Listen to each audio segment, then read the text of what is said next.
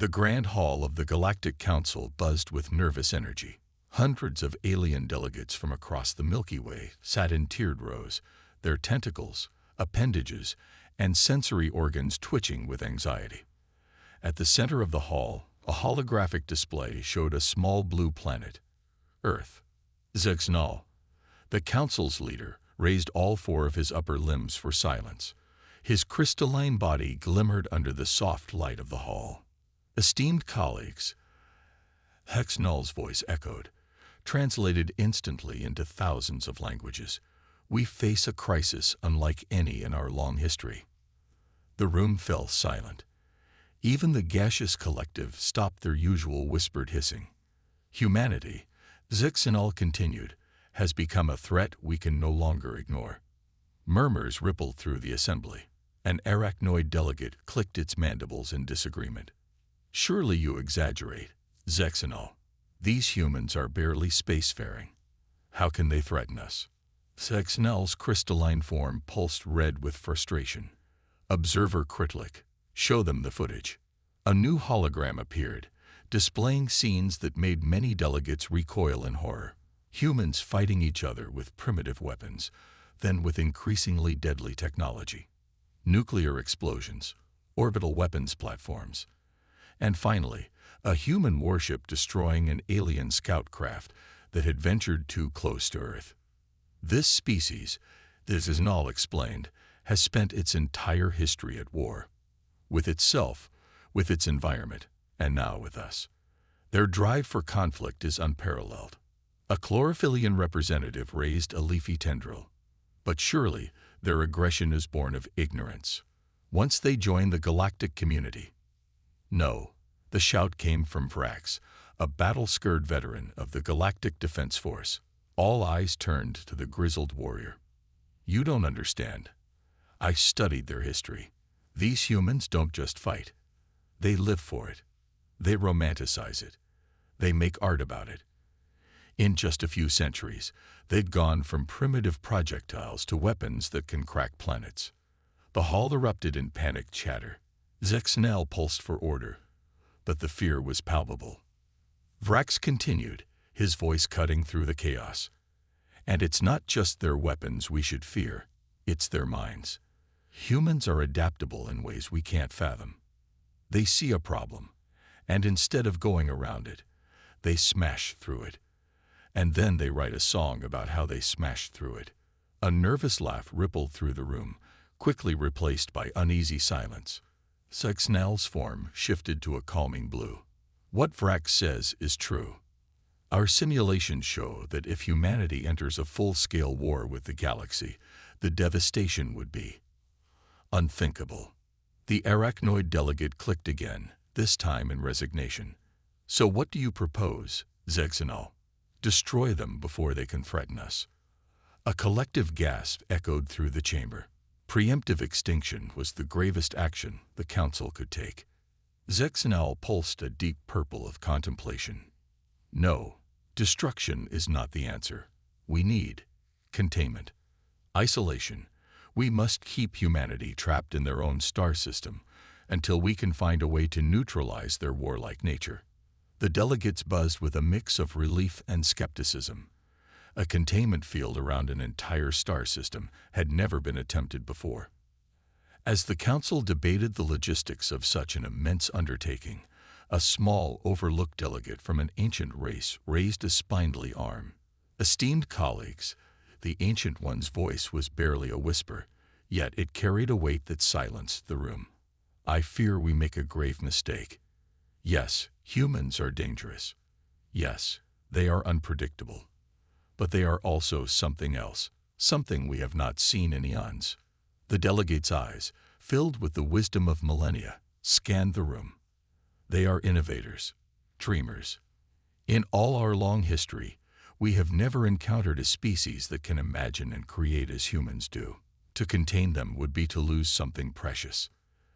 Zexnal's form flickered with uncertainty. What would you have us do, Ancient One?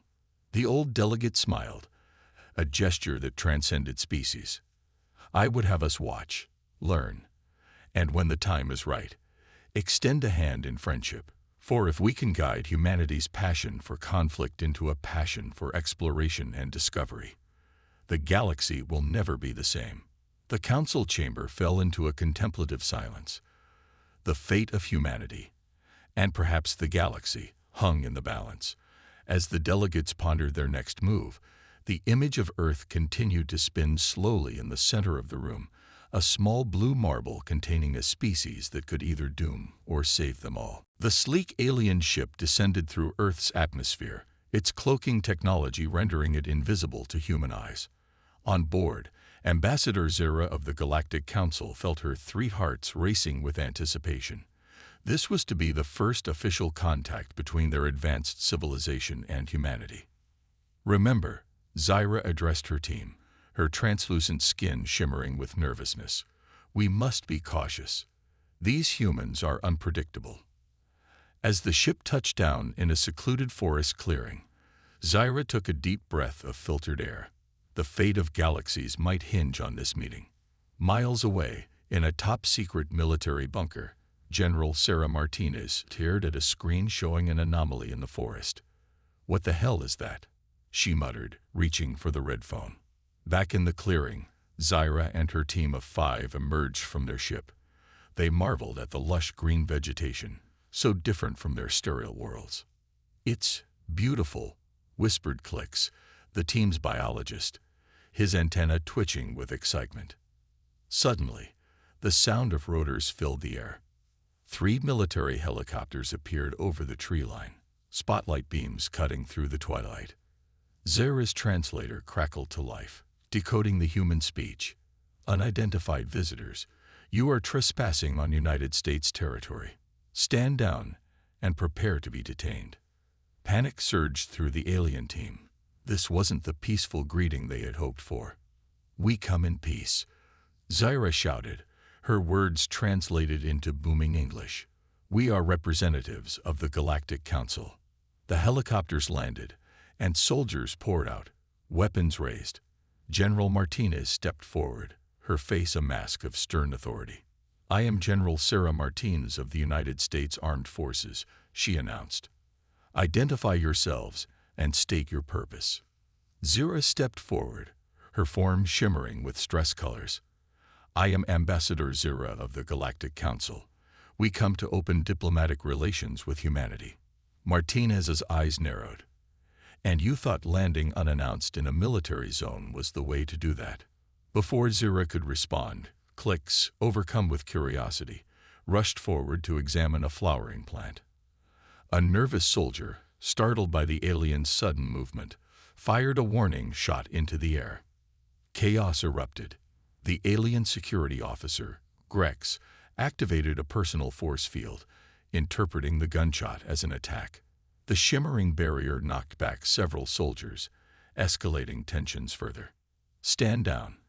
Both Zira and Martinez shouted at their respective teams, but it was too late.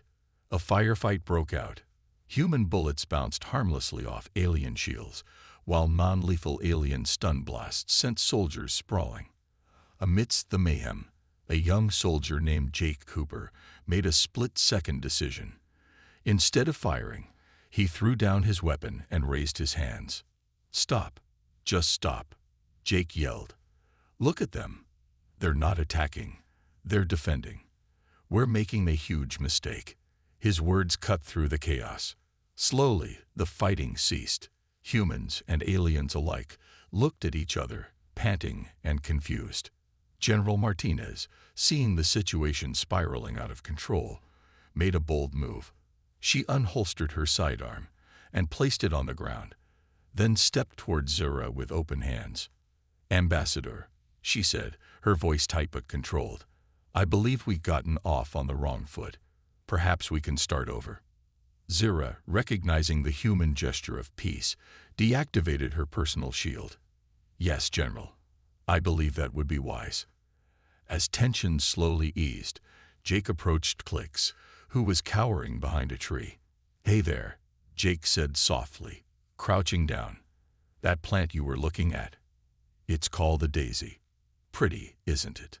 Clicks's antenna perked up. "Daisy," he repeated, the word sounding strange in his alien mouth. Yes, pretty. This small exchange didn't go unnoticed. Both Zyra and Martinez watched as human and alien began to connect over something as simple as a flower. Well, Martinez said, a hint of a smile breaking through her stern exterior. It seems not all hope is lost. Zyra's color shifted to a more optimistic hue. Indeed, General, perhaps there is more to humans than our report suggested. As the two leaders began to talk in earnest, surrounded by the wreckage of their disastrous first meeting, a new possibility dawned. Maybe, just maybe, humanity and the galaxy could find a way to coexist after all. But in the shadows of the forest, unnoticed by all, a small drone recorded everything. Its feed transmitted directly to a hidden facility where shadowy figures watched with growing concern. The real challenges were only just beginning. The Galactic Council's Grand Hall, usually a place of calm debate, was now filled with frantic activity. Holograms flickered, showing various views of Earth and the surrounding space. Texnal, the crystalline leader, pulsed with a mix of colors reflecting his turbulent emotions. The situation has escalated beyond our worst fears, his Exenal announced, his voice resonating through the chamber. Humanity now knows of our existence, and their reaction has been unpredictable. The ancient delegate who had previously advocated for patience raised a gnarled limb. Perhaps this is an opportunity for peaceful silence. Texnal interrupted, his form flashing red. We've seen the reports. Some humans extend hands of friendship, while others call for immediate military action. We cannot risk war spreading beyond their world. Vrax, the battle-scarred veteran, stepped forward. Then we have no choice. We must implement the quarantine protocol. A hushed murmur spread through the assembly. The quarantine protocol had never been used on an entire planet before. It was a drastic measure, designed to completely isolate a world from the rest of the galaxy. Zegnal's form settled into a resolute blue. Agreed. Let the vote be cast. The result was almost unanimous. Earth was to be quarantined. On Earth, the aftermath of first contact had thrown the world into chaos. Governments argued, conspiracy theories spread like wildfire, and the public oscillated between excitement and terror. In a secret underground facility, General Martinez stood before a group of the world's top scientists and military leaders. The tension in the room was palpable. Ladies and gentlemen, Martinez began, her voice steady despite the gravity of the situation. Our satellite networks have detected unusual activity in orbit. We believe the aliens are planning something big. Dr. Yuki Tanaka, a brilliant physicist, raised her hand. General, our readings suggest they're generating some kind of energy field around the entire planet. It's like nothing we've ever seen before. Before Martinez could respond, alarms blared. A young technician shouted, General, we're losing all deep space communications. Our probes, satellites, everything beyond low Earth orbit is going dark. Martinez's face hardened. They're boxing us in. In space, massive alien ships positioned themselves around Earth. From each vessel, a shimmering field of energy extended, slowly forming a sphere around the planet. Inside the lead ship, Ambassador Zyra watched with a heavy heart. Is there truly no other way? She asked, her skin rippling with sadness. The ship's commander, a gruff alien named Krax, grunted. Orders are orders, Ambassador. Earth is to be isolated until the Council deems them safe. As the quarantine field neared completion, something unexpected happened. Earth's lone space station, previously thought dormant, suddenly burst to life. It fired maneuvering thrusters, narrowly slipping through a gap in the field before it could close. Krax roared in surprise. Impossible. How did they react so quickly? Zyra's eyes widened in realization. They've been watching us, learning. We underestimated them. Again. Back on Earth, in the secret facility, a cheer erupted. Martinez allowed herself a small smile. Well done, people. Our station made it through. We've got a foothold out there. Dr. Tanaka approached, her eyes gleaming with excitement. General, the data we're receiving from the station. It's incredible. The quarantine field, we might be able to understand it, maybe even replicate it. Martinez nodded, her mind racing with possibilities. Good, because we're not going to sit here and accept being caged. Tanaka, I want you to assemble a team. Your job is to crack that field technology. She turned to address the room. Listen up. The aliens thought they could lock us away and forget about us. But they don't know humans very well, do they? We've spent our entire history overcoming obstacles, solving the impossible. This is just one more challenge, and by God, we're going to meet it head-on. The room erupted in determined cheers, all around the world, as news of the quarantine spread. Humans reacted not with defeat, but with a fierce determination. In labs, in garages, in universities and military bases, people began to work, to plan, to innovate. The aliens had meant to contain humanity. Instead, they had united it, giving it a common purpose. And as any student of human history could attest, a united humanity was capable of achieving the impossible. In her ship, watching the bursts of activity all over the Earth's surface, Zyra felt a chill run down her spine. What have we done? She whispered to herself. We haven't contained them. We've challenged them. The quarantine of Earth was complete, but the real battle was just beginning. 6 months had passed since the alien quarantine field encased Earth. What the Galactic Council had intended as a measure to contain humanity had instead become the catalyst for unprecedented global cooperation and scientific advancement. In a vast underground complex beneath the Rocky Mountains, Dr. Yuki Tanaka stood before a holographic display, her eyes gleaming with excitement. Around her, a team of scientists from every corner of the world worked tirelessly, their faces illuminated by the glow of advanced computers. General Martinez, Tanaka called out, her voice brimming with barely contained enthusiasm. I think we've done it. Martinez strode into the room, her uniform crisp despite the long hours she'd been working. Show me, she ordered, her tone a mix of hope and skepticism. Tanaka manipulated the hologram, revealing a complex schematic. We've reverse-engineered the quarantine field technology. But that's not all. Her fingers danced over the controls, and the image shifted to show a sleek, otherworldly craft. We've designed our first faster-than-light ship. Martinez's eyes widened. How is this possible? We've advanced centuries in just months. A gruff voice answered from the corner.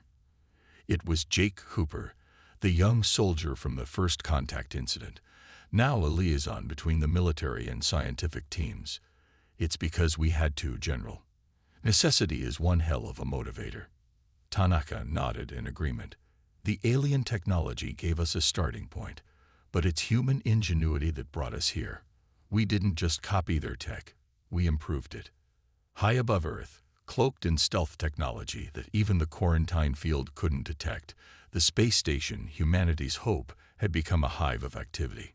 Engineers and astronauts worked around the clock, constructing humanity's first battle fleet using the plans transmitted from Earth. Commander Elena Vasquez floated through the station's main hangar, marveling at the ships taking shape before her. They were an odd mix of human and alien design, a testament to humanity's ability to adapt and innovate. Beautiful, aren't they? A voice said from behind her. Vasquez turned to see Chief Engineer Raj Patel, his dark eyes twinkling with pride. That they are, Raj, Vasquez replied. But will they be enough? Patel's expression turned serious. They'll have to be. Earth's counting on us. In the Galactic Council chambers, alarms blared. Zixnell's crystalline form pulsed with agitation as he addressed the panicked assembly. Impossible, he exclaimed. Our sensors detect a massive energy surge from the quarantine planet. They couldn't have. Vrax, the old warrior, leaned forward, his battle-scarred face grim. They've bypassed the quarantine field. Somehow, they've matched our level of technology in mere months. The chamber erupted in chaos. Delegates shouted over one another, some calling for immediate military action, others pleading for peaceful contact. Amidst the uproar, the ancient delegate who had advocated for patience months ago rose slowly to his feet. The room fell silent as he spoke, his voice quavering but clear. "We have made a grave mistake," he said. "In our fear, we challenged humanity. And now they have risen to that challenge in ways we could never have imagined." Back on Earth, in a public square in New York City, thousands gathered around a massive screen. Similar scenes played out in cities across the globe. The world held its breath as General Martinez addressed humanity. "My fellow Earthlings," she began, her voice steady and resolute. "Today marks a new chapter in human history. We stand united, not just as nations, but as a planet. The aliens sought to contain us, to stifle our growth. Instead, they've pushed us to achieve the impossible." The crowd cheered. A sound echoed around the world. "We've unlocked the secrets of faster-than-light travel. We've built ships that can traverse the stars. But more importantly, we've shown what humanity can do when we work together." Martinez's expression hardened. "To the Galactic Council, we say this: we come in peace, but we will not be caged. We extend a hand in friendship, but we stand ready to defend ourselves if necessary. The quarantine ends today. Humanity is ready to take its place among the stars." As if on cue, the sky lit up. The quarantine field shimmered, and then shattered like glass, the pieces fading away into nothingness. And there, descending through the atmosphere, came humanity's new fleet, a testament to human determination and ingenuity. On her ship above Earth, Ambassador Zero watched in awe and trepidation. "By the cosmic core," she whispered, "what have we awakened?" The age of human isolation was over. The galaxy would never be the same again. The vast expanse of space, once an insurmountable barrier to humanity, now teemed with activity. Earth's first interstellar fleet, led by the flagship Odyssey, pushed beyond the solar system's edge. Commander Elena Vasquez stood on the bridge, her heart racing with a mix of excitement and apprehension. "All systems operational," Commander reported Lieutenant Ekura Tanaka, Dr. Yuki Tanaka's son, and the ship's young navigation officer. "We're ready for the jump to FTL." Vasquez nodded, her voice steady as she gave the order. "Take us out, Lieutenant. Let's show the galaxy what humanity can do."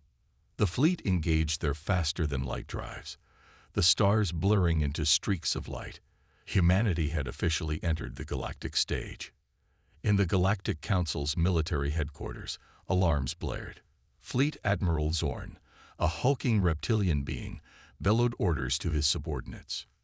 "Intercept those human ships immediately. They must not be allowed to reach any populated systems." A nervous aide approached. "Sir, our nearest battle group is still hours away at top speed. The humans will reach the Proxima system before we can stop them." Zorn's scales darkened with rage. "Impossible. How are they moving so fast?" On a nearby screen, Ambassador Zyra's face appeared.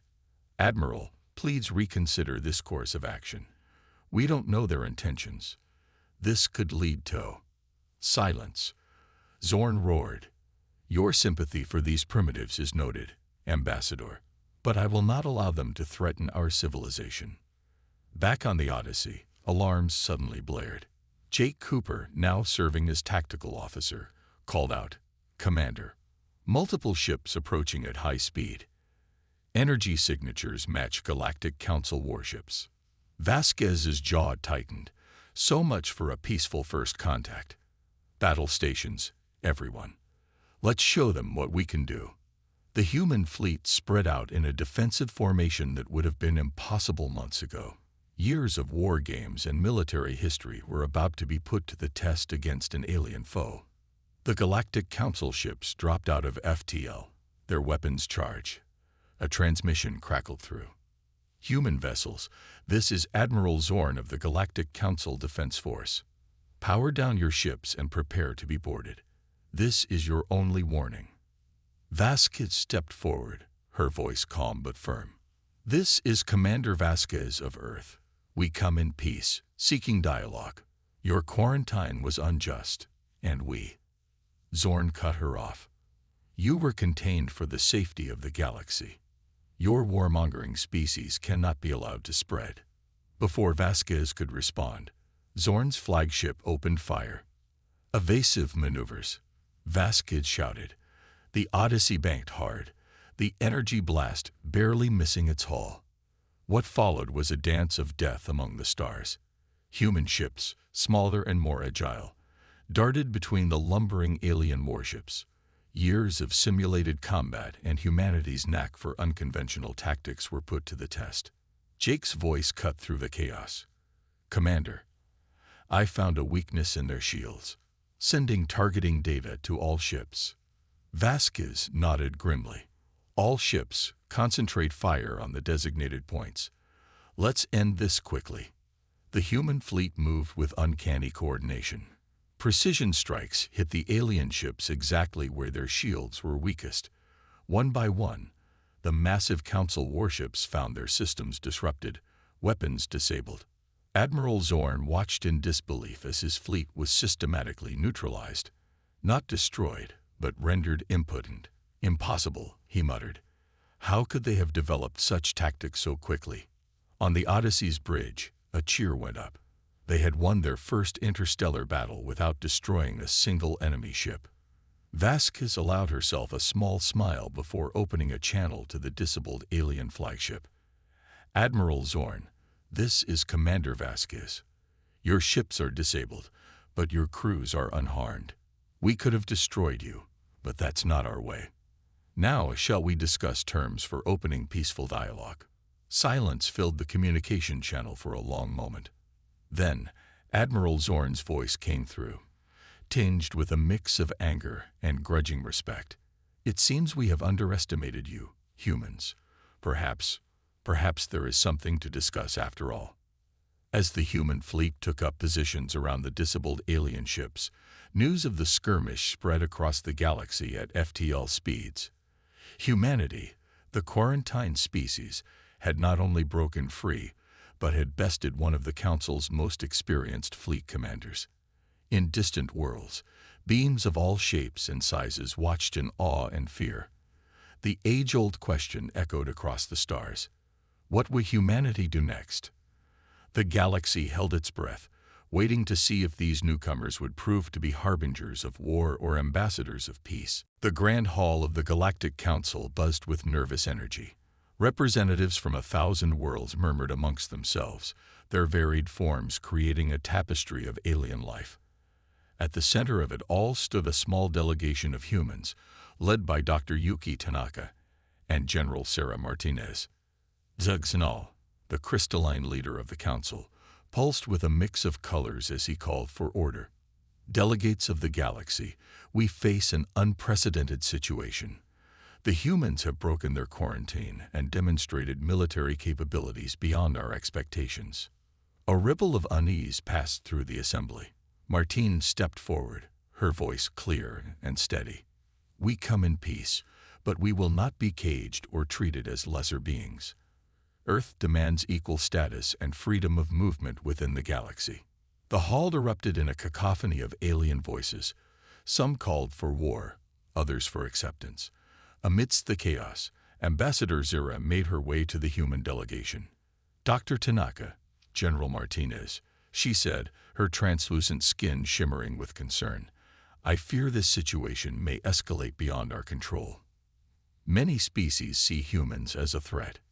Tanaka nodded grimly. We understand their fear, Ambassador, but humanity has much to offer the galaxy if given the chance. As if on cue, a holographic display activated in the center of the hall. It showed images of Earth's history, not just its wars, but its art, its music, its scientific achievements. The delegates watched in fascination as human culture unfolded before them. Look at their creativity, their adaptability, Zyra argued to the assembly. Yes, humans have a capacity for violence, but they also have an unparalleled drive to explore, to create, to solve problems. A hulking alien with tentacles for arms waved dismissively. Pretty pictures don't change the fact that they defeated one of our most experienced fleet commanders. They're too dangerous to be allowed free rein in the galaxy. General Martinez stepped forward again. With all due respect, it was your aggression that forced our hand. We disabled your ships without destroying them. We showed mercy. The debate raged on, hours stretching into days. The human delegation stood firm, neither backing down nor resorting to threats. They answered questions, offered proposals, and demonstrated time and again their willingness to work with the galactic community. As the diplomatic standoff entered its second week, an unexpected voice rose above the clamor. It belonged to Vrax, the old warrior who had once advocated for humanity's containment. Esteemed colleagues, Vrax began, his gruff voice carrying the weight of centuries. I've spent my life preparing for war. I've seen the horrors of conflict across the stars. When I first learned of humanity, I saw only their potential for destruction.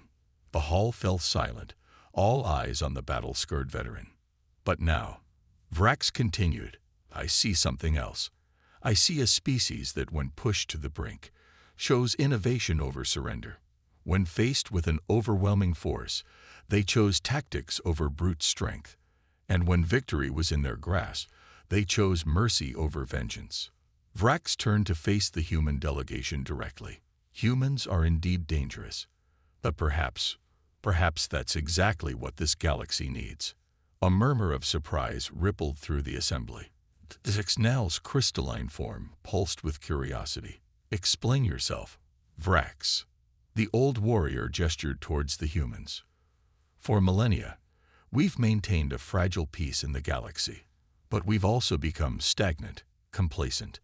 These humans, their drive, their creativity, their adaptability, they could be the spark that propels our civilization to new heights. Dr. Tanaka stepped forward, seizing the moment. We don't want war. We want to explore, to learn, to grow. And we want to do it alongside all of you. General Martinez nodded in agreement. Earth is ready to join the galactic community as equals. We offer our innovation, our diversity, our unique perspective. In return, we ask for the freedom to forge our own path among the stars. The hall fell into a contemplative silence. The fate of humanity, and perhaps the entire galaxy, hung in the balance. Zixnal's form shifted through a rainbow of colors as he considered the words of Vrax and the humans. Finally, the crystalline leader spoke. It seems we have much to discuss. Perhaps it's time we rethink our approach to newcomers in the galactic community. As negotiations began in earnest, a sense of cautious optimism filled the air. The path ahead would not be easy, but for the first time, it seemed that humans and aliens might find a way to coexist and thrive together among the stars. The galaxy stood on the brink of a new era, one shaped by the indomitable spirit of humanity and the collective wisdom of 1,000 alien cultures. 5 years had passed since humanity's dramatic entry into the galactic community. The once tense relations between Earth and the Galactic Council had transformed into an unprecedented era of cooperation and mutual growth. On the bustling space station, Unity, orbiting a neutral star system, representatives from across the galaxy gathered for a historic ceremony. The station itself was a testament to human ingenuity and alien technology working in harmony, its gleaming halls filled with beings of all shapes and sizes. Commander Elena Vasquez, now Admiral of Earth's growing starfleet, stood beside Zixnal, the crystalline leader of the Galactic Council. Their contrasting forms, one solid and humanoid, the other shimmering and ethereal, symbolized the diversity now celebrated across the stars. Today, Zixnal's voice resonated through the Grand Chamber. We inaugurate the Galactic Defense Force, a joint initiative that will ensure peace and stability for all sentient beings. Admiral Vasquez stepped forward, her voice steady and clear. This force represents more than just military might. It embodies our shared commitment to understanding, cooperation, and the peaceful resolution of conflicts. The chamber erupted in applause, a cacophony of sounds from hundreds of different species. Dr. Yuki Tanaka, now head of the Interstellar Scientific Cooperation Initiative, smiled from her place in the crowd. Her son, Akira, stood proudly in his new uniform as a liaison officer for the Defense Force. As the applause died down, a familiar face approached the podium. Jake Cooper, the once young soldier who had played a crucial role in humanity's first contact. Now a seasoned diplomat, Jake addressed the assembly. 5 years ago, we were enemies, separated by fear and misunderstanding. Jake began, his eyes scanning the diverse crowd. Today, we stand united, stronger because of our differences, not in spite of them. He gestured to a holographic display showing joint human-alien projects across the galaxy, terraforming efforts on barren worlds, advanced medical facilities combining knowledge from 100 species, and massive engineering projects that defied imagination. Humanity's drive to overcome challenges, our adaptability, and yes, even our capacity for conflict, have found new purpose, Jake continued. We've turned our war games into disaster simulations that save lives. Our competitive spirit now fuels scientific breakthroughs. Our unity in the face of adversity has inspired cooperation on a galactic scale. In the audience, Ambassador Zira nodded approvingly, her translucent form glowing with pride. Beside her sat Vrax, the old warrior whose words had helped turn the tide of opinion in humanity's favor years ago. His gruff features softened into a smile. Jake's voice grew passionate. But our greatest achievement isn't out there in the stars. It's in here, in this room, in the bonds we've forged between species that once thought themselves incompatible. A murmur of agreement rippled through the crowd. Species that had been bitter enemies for millennia now stood side by side, united in a common cause. Admiral Vasquez returned to the podium for the ceremony's final act. As a symbol of our commitment to peace, we will now deactivate the last remnants of Earth's quarantine technology. She pressed a glowing button, and on screens around the chamber, the faint energy field that had once imprisoned Earth flickered and vanished completely. Zektanel's crystalline form pulsed with vibrant colors. Let this moment be remembered as the dawn of a new age, one where the diversity of life in our galaxy is our greatest strength. As the ceremony concluded, beings from across the stars mingled freely, sharing stories, ideas, and hopes for the future. In one corner, a group of human children played an enthusiastic game of tag with young aliens, their laughter transcending all language barriers. Dr. Tanaka found herself standing next to Vrax, watching the scene with wonder. "Did you ever imagine it would turn out like this?" she asked the old warrior. Vrax chuckled, a sound like grinding stones. "Never. But then again, I never imagined humans. You have taught this old soldier that the greatest victories come not from war, but from peace." As the celebration continued, news of the event spread across the galaxy faster than light. On countless worlds, beings looked up at their skies with new hope. The message was clear. In the vast cosmic ocean, no one need face the universe's challenges alone.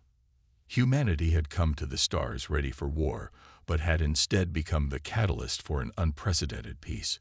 The galaxy would never be the same, and its future now shone brighter than ever before.